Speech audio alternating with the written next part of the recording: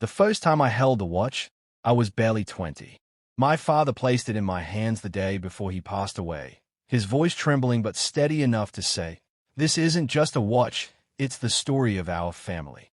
It was unlike anything I had ever seen. The casing was a warm, burnished gold, soft to the eye but heavy in the palm. The edges were carved with delicate swirls, each line etched by a craftsman's hand nearly a century ago. Under the glass, the face glowed faintly in the light, its ivory surface holding numbers painted in deep black enamel. At the very center, just under the small second hand, tiny initials were engraved, my father's, and before him, my grandfather's. You would miss them unless you looked closely. Inside the lid, there was a hidden inscription, "For time well given, never wasted." It was the kind of piece you didn't wear to tell the time. You carried it because it carried you.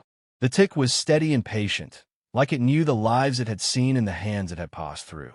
My father told me it had survived wars, crossed oceans, and marked the start and end of countless family moments. To him, it wasn't worth money, it was worth everything. When I inherited it, I kept it the same way he had, polished twice a year, never shown to strangers. It lived inside a small wooden box lined with green velvet in my study. The box sat on the highest shelf, away from dust, sunlight, and careless hands. I would sometimes take it out at night, winding it slowly, listening to the sound that reminded me of his voice. But Anna, my daughter, never saw it the same way. She had no interest in old things and called it an outdated trinket. To her, the world's value was in screens, fast cars, and glossy shopping bags. I never tried to convince her otherwise. I thought one day she might understand. Still, somewhere deep inside, a quiet thought lingered, not a fear, just a shadow. That in the wrong hands, something so carefully preserved could disappear in a heartbeat. And once gone, it would never come back the same. Things began to change the moment Anna married Mark. Before him, our disagreements were small, the kind of tensions that passed after a few days of silence. But after the wedding, there was a distance that didn't shrink. It stretched, slow and steady, like a rope pulled from both ends. Mark was a man who lived for appearances. Expensive suits, a shiny car, vacations to places that looked better in photos than they felt in person. I knew enough about people to see through the polish, and what I saw was debt. Debt that was quietly building while he played the part of a self-made success. Anna, swept up in his world, began to see me differently. My quiet home, my second-hand furniture polished to a shine, my habit of repairing instead of replacing, all of it became old-fashioned in her eyes. She'd joke about me living like it's still 1980, but her smile never reached her eyes.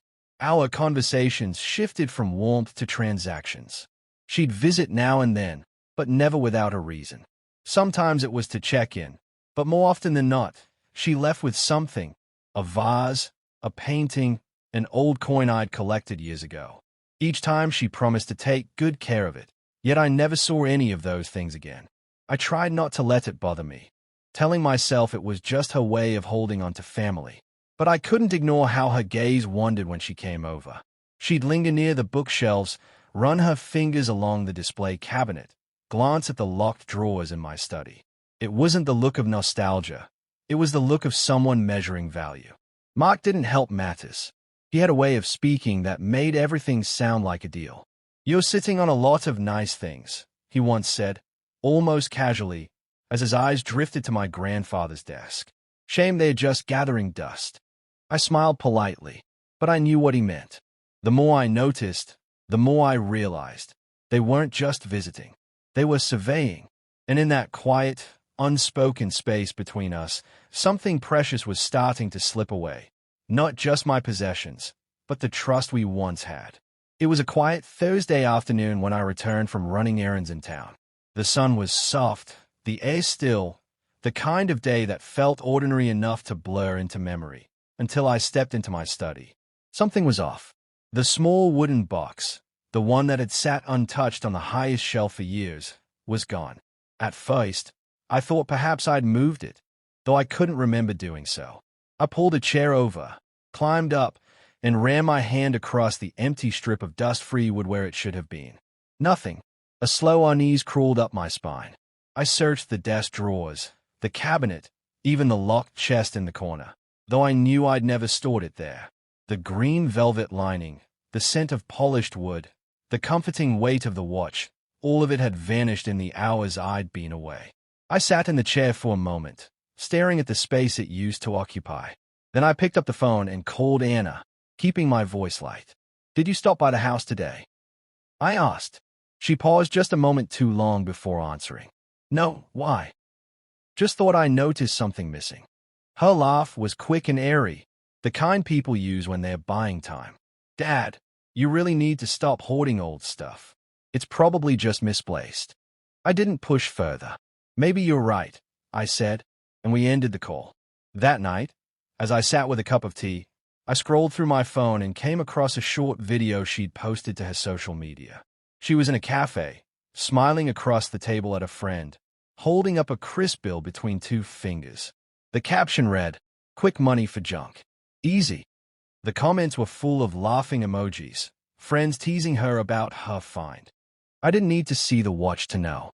The timing, the tone, the glint in her eyes, it told me enough. She'd been here while I was gone. She'd gone into my study, taken the box, and sold what she never understood. But I didn't let anger take me. I closed the app, finished my tea, and sat quietly in the dim light. There are moments in life when shouting achieves nothing, when the only way to reclaim what's yours is to move without warning. So I decided I would wait, not in bitterness, but in certainty, because some lessons aren't taught in words. They are shown, piece by piece, until the truth can't be denied. A few days passed before I decided to confirm what I already suspected. I didn't want to confront Anna without proof, not because I doubted her involvement, but because I wanted to know exactly where the watch had gone. I called an old acquaintance, Thomas, who worked quietly in the second-hand trade. He knew every shop in town, every dealer who bought anything with even a hint of value. I simply asked him to keep an ear out for a gold antique pocket watch with unique engravings. Less than 24 hours later, he called back. "There's a pawn shop on the corner of Willow and Fifth," he said. "Owner remembers a young woman coming in 2 days ago. Said she was in a rush." I went there that afternoon. The shop smelled faintly of metal and dust, with rows of mismatched items catching the light from a single front window. Behind the counter stood a man in his late 50s, adjusting a pair of reading glasses. "I'm looking for a gold pocket watch," I began, describing it in careful detail. Recognition flickered in his eyes. "Oh, that one. Came in earlier this week." Young woman, maybe late 20s, brown hair, seemed impatient. Told me it was just an old man's trinket she wanted to get rid of. I offered her 60. She insisted on 50 in cash. Didn't want paperwork. He shook his head with mild disbelief. She didn't even glance back when she left.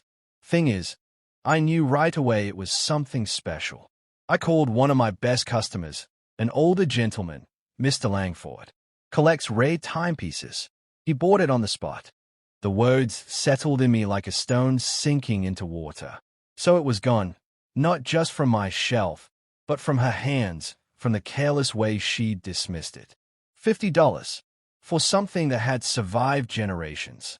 Still, hearing that it was with a collector gave me an odd sense of relief. If it had to leave my home, at least it had landed somewhere it might be valued.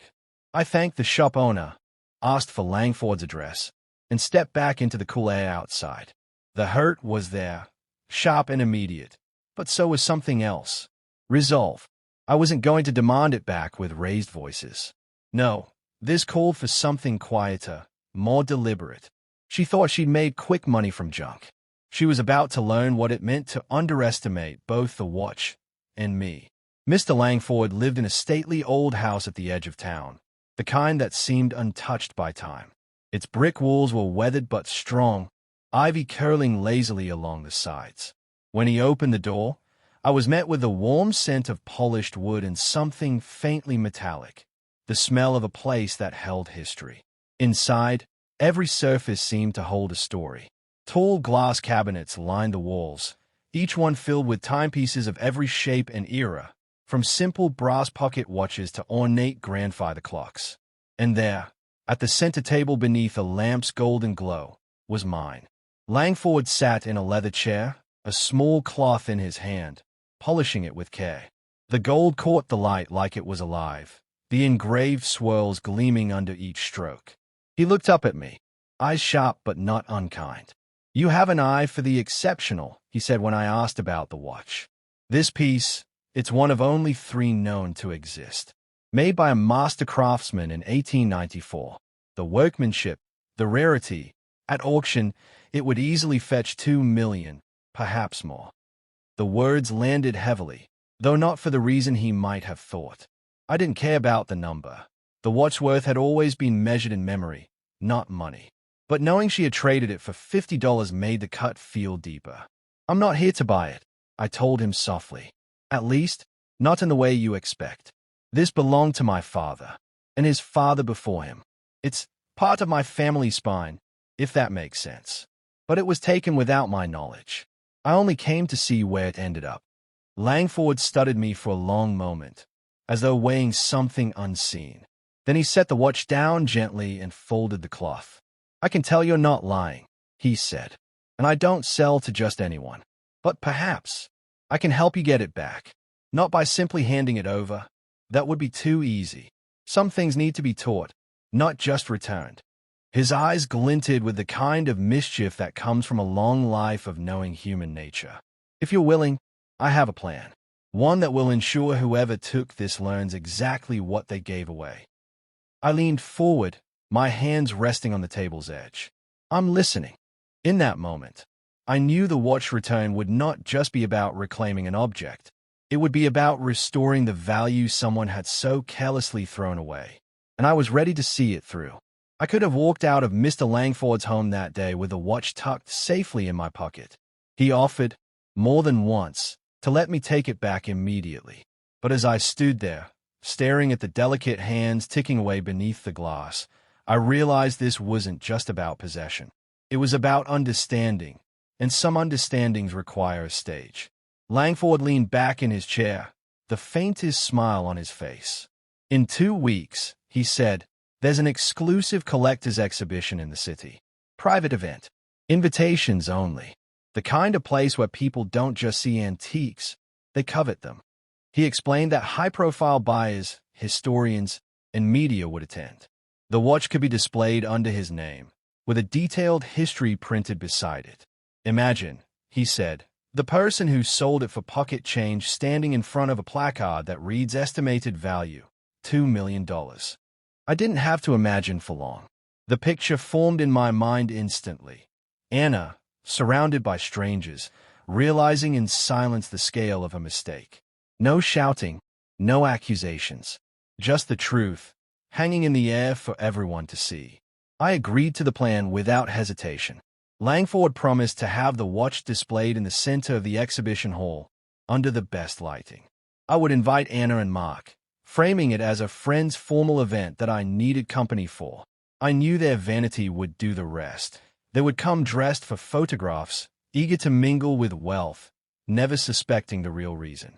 Over the next days, I prepared quietly. I didn't speak of the watch to anyone. I let Anna think I had accepted the loss like a forgetful old man. I acted distracted when she visited, made polite small talk, and even asked Mark about his business ventures to keep their confidence high. But each night, I pictured the moment. The crowd gathered around the display case. The murmurs of all. The little engraved initials catching the light. Her eyes widening as she recognized what she had thrown away. Not just in dollars, but in history, in family, in trust. Some lessons, I knew, should not be delivered with anger. They should arrive dressed in truth, undeniable and unchangeable. And in 2 weeks' time, the truth would be standing in the center of that exhibition hall, ticking away like the steady heart of a story she thought she'd already ended. A week before the exhibition, Anna called out of the blue. Her voice had that careful softness she used when she wanted something, the kind that always made me brace myself. "Dad, we've had a bit of bad luck," she began. "Mark's business deal fell through, and now there's this unexpected expense. It's kind of a family emergency. I could hear Mark in the background, murmuring something about just asking straight out. She hesitated, then said it plainly. We need to borrow some money, just for a little while. I let a pause stretch between us, long enough for her to shift uncomfortably. I wish I could help, I said finally, my voice low, almost regretful. But things have been tight here too. I've been thinking of selling a few things just to keep afloat. There was a beat of silence. Then her tone shifted, quick as a blade. Selling? Like what? Oh, nothing important, I replied casually. Just some old pieces around the house. A few antiques. Things that have been sitting for years. I suppose they are worth something to the right buyer. I could almost feel her ears prick up through the phone. Well, she said lightly, if you're selling, maybe I can help you find someone. I've got a few contacts who love vintage stuff. I smiled to myself, keeping my voice steady. That's kind of you, but I think I can handle it. When we hung up, I knew I'd planted exactly the seed I wanted. The prospect of me selling valuables, especially without her involvement, would gnaw at her. I'd seen that flicker in her before, the mix of curiosity and entitlement. She and Mark would be wondering what else I had tucked away, and what it might be worth. What they didn't know was that the most valuable thing they'd ever touched was already far from their reach, and about to be displayed under lights bright enough to burn the truth into memory. For now, I let them believe I was just another man downsizing his life, unaware of the treasures slipping through his fingers. But in just a few days, they would learn that sometimes the man you think is struggling is simply waiting for the right moment to show you exactly what you've lost. On the morning of the exhibition, I called Anna and told her I had an invitation to an exclusive collector's event in the city. A friend of mine doesn't want to go alone, I said casually. Thought I'd take you and Mark along. It's formal, though.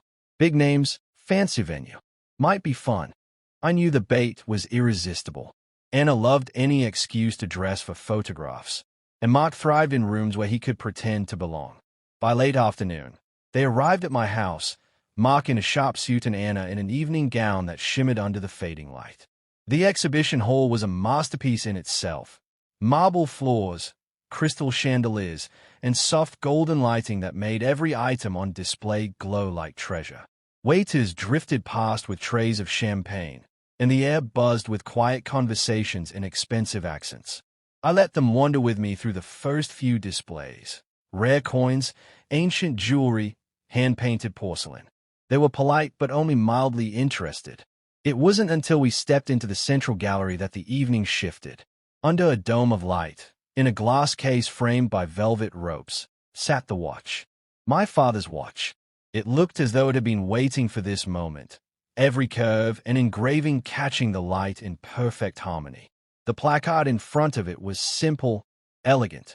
Late 19th century gold pocket watch, one of 3 known to exist. Estimated value, $2 million. I didn't look at the watch. I looked at Anna. The color drained from her face so quickly it was almost theatrical. Her lips parted, then closed again, as if she couldn't quite find the words. Mark leaned in toward her, whispering sharply, but his eyes kept darting back to the placard. She took a small step closer, her gaze fixed on the engraved initials near the center. I saw the exact second recognition hit her. The slight widening of her eyes, the way her hands tightened around the strap of her purse. It can't be, she murmured under her breath, but the tremor in her voice betrayed her certainty. I said nothing. I simply stood beside her, hands loosely clasped behind my back, as other guests leaned in to admire the piece. Some spoke in reverent tones about its rarity. Others speculated about which private collector might take it home. Anna didn't move for a long time. She just stood there, staring through the glass, the truth pressing down on her in a way no lecture ever could. And I let the silence do the work words never would. A soft chime rang through the gallery, and the conversations tapered into expectant hush. From the far side of the room, Mr. Langford stepped forward, his presence calm but commanding. He moved to the center display, to the watch, and the light above seemed to brighten as he began to speak. This, he said, his voice carrying with practiced ease, is a masterpiece of late 19th century craftsmanship, one of only 3 known to exist. Its beauty lies not just in the gold or the precision of its movement, but in the history it carries. Generations have kept it safe until he paused, letting the weight of his next words hang in the air, until it was foolishly discarded by someone who didn't know its worth. A ripple moved through the crowd, a mix of murmurs, raised brows, and sidelong glances. The sentence landed exactly as intended, a subtle arrow shot into the quiet. I didn't turn to look at Anna. I didn't need to. In my peripheral vision, I saw her shift uncomfortably, her chin dipping slightly as if to shield herself from invisible eyes. Mark's reaction was sharper. He leaned in close to her ear, his whisper tight and clipped. "Was he talking about you? Tell me he wasn't talking about you." She didn't answer, at least not in words. Her silence was answer enough. Langford went on, describing the intricate engravings, the rare materials, the journey it had taken to reach this very room. But I knew Anna wasn't hearing any of it. Not really. Every detail was just another reminder of what she'd let slip away for 50 crumpled dollars in her hand. Around us, guests shook their heads in disbelief, muttering about carelessness and a tragedy of ignorance. I could feel the air grow heavier around her, every whispered comment pressing a little harder against her composure. Mark's jaw tightened. "Do you realize what you've done?" he hissed again, though more to himself than to her. They both knew it was too late. The watch was here, admired, protected, and entirely beyond their reach. And I simply stood, sipping my champagne, watching as the truth settled over them, not with a blow, but with the slow, unshakable weight of realization. The evening wound down with the same elegance it had begun, guests drifting toward the exit with murmured goodbyes and the faint clink of glasses being cleared away. Anna lingered near the side of the hall, her eyes darting between me and the watch as if trying to summon the courage to speak. When the last of the crowd had thinned, she stepped forward. "Dad," she began, her voice soft but strained. "About the watch, it was just a mistake. I didn't think it was worth anything. I thought." I held up a hand, not to silence her harshly, but to keep her from tangling herself further in excuses. "Anna," I said evenly, "some mistakes can't be bought back, no matter the price." She opened her mouth as if to protest, then closed it again. The weight of my words seemed to settle on her shoulders, and for the first time in a long while, she had nothing to say. Mark hovered a few steps behind, his expression unreadable but his posture tense. He clearly wanted no part of the conversation, though his jaw tightened when he glanced at the watch in the glass case. Mr. Langford approached then, a quiet nod passing between us. The case was unlocked, the watch lifted carefully into his gloved hands, and with a practiced grace, he placed it in the small wooden box I had brought with me. The green velvet lining welcomed it home. I took the box, feeling its familiar weight. For a moment, I ran my thumb over the lid, not to gloat, not to relish any victory, but to acknowledge what had been restored. Without another word, I turned to Anna. There was no anger in my face, only the quiet distance that comes when a bridge has already burned. She searched my expression, perhaps hoping for softening, but found none. Langford and I walked out together into the cool night air. The city lights reflected in the polished surface of the box, and I felt a calm certainty settle in my chest.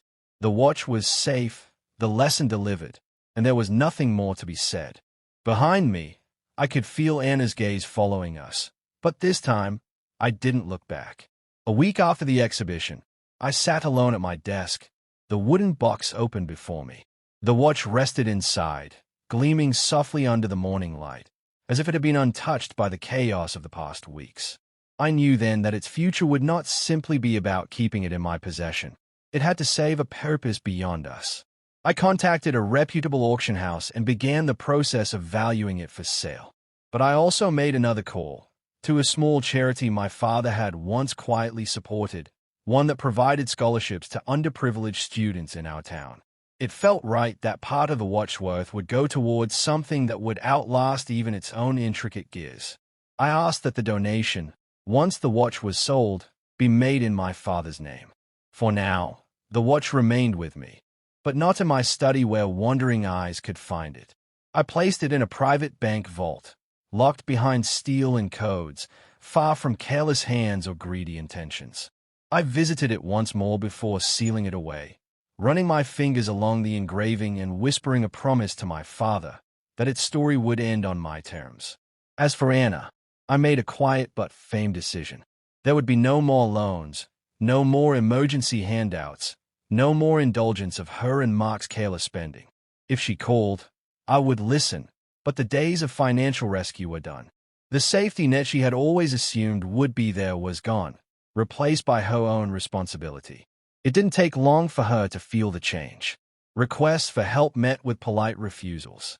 Suggestions that I had more than enough were answered with silence. She learned to live without the constant drip of my support, to make choices knowing she would have to face their consequences herself. In time, I noticed her calls became less frequent, her visits even rarer. And though it saddened me in ways I didn't say aloud, I knew it was necessary. Justice, I realized, isn't always loud or vengeful. Sometimes it's simply the quiet drawing of a boundary and the choice to never step back over it. There are things in life that shine brighter than gold, though the world may never see it. My father's watch was one of them. To anyone else, it might have been an object, finely crafted, rare, worth a fortune on paper. But to me, it was a bridge across time, each tick carrying voices I could no longer hear, hands I could no longer hold. When Anna sold it, she didn't just trade away metal and gears. She let go of the years it had witnessed, the quiet love it had represented. And maybe that's the truth of it. Value isn't in gold, it's in memory. And those who can't see it were never meant to keep it. I keep the watch now in a vault, not because I fear losing it again, but because it belongs to a part of my life that can't be touched by careless hands. I visit it sometimes, on days when the air feels heavy with the past. I'll hold it in my palm, feel the weight of it, hear the steady rhythm that has outlasted lifetimes. Anna and I speak less these days. Our words are polite but measured, like two neighbors who share a fence but no stories. Perhaps, in time, she'll understand. Or perhaps she won't. Either way, the lesson was never for her to acknowledge out loud. It was for me to know it had been given. On a quiet evening not long ago, I sat by the window with the box open before me. The room was still, the air warm. I wound the watch slowly, feeling the gears engage, the spring tighten. The ticking began, faint at first, then steady, a sound that filled the room without disturbing it. I closed my eyes and listened, not to the measure of seconds, but to the echo of every moment it had survived. My father's laugh, my grandfather's steady voice, the silence of nights when the world felt whole. Then I closed the lid, returned it to its place, and let the ticking fade into the quiet. Some endings are not loud. Some closures come not with a door slamming, but with a sound so small it disappears into the air, leaving behind only the certainty that the story is complete.